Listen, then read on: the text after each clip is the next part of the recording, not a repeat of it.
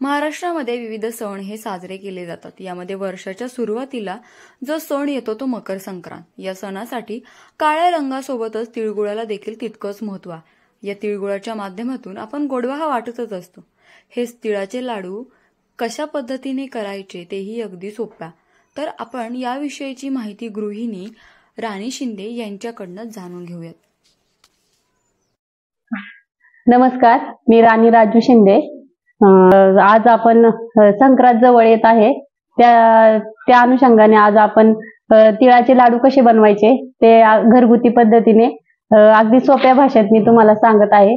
त्यासाठी लागणारे साहित्य आहे तिळे, 1 वाटी तीळ, 1 वाटी गूळ, विलायचीची पूड, साजूक तूप आणि शेंगदाणे। प्रथम आपण कढई ठेवून तीळ भाजून घेणार आहोत।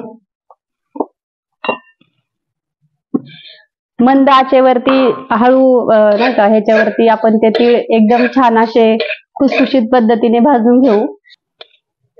तीळ भाजले की त्याचा असा तडतड थोडासा आवाज येतो। असं वास येतोपर्यंत तिळाचा आपण असे थोडेसे लालसर होतोपर्यंत तीळ भाजून घेतलेले आहेत। पाक करायचा आहे आपल्याला। आपण पाक तयार करून घेऊ। एक तारीख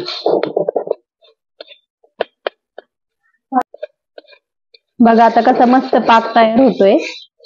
सगळ्या त्याच्यातले ते गुळाचे ते बारीक बारीक कण आहेत ते बघा सगळा पूर्ण छान असा पाक तयार झालेला आहे।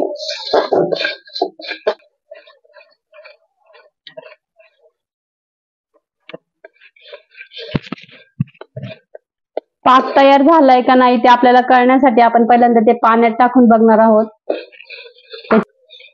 गोळी तयार झालेली आहे, त्याच्यामुळे आपला पाक 1 नंबर झालेला आहे। हे बघा अशी गोळी तयार होती। छान असा आपला पाक तयार झालेला आहे।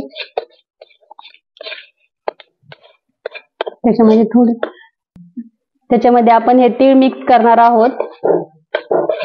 शेंगदाण्याचा कूट टाकणार आहोत। बघा असा छान वास येतोय। त्याच्यामध्ये चवीनुसार आपण विलायचीची पूड ही टाकायची आहे। पूर्ण मिश्रण भाजून घेतलेलं आहे एक जीव। तर ते जोपर्यंत गरम आहे तोपर्यंतच आपण ते लाडू वळून घेणार आहोत त्याचे छान असे।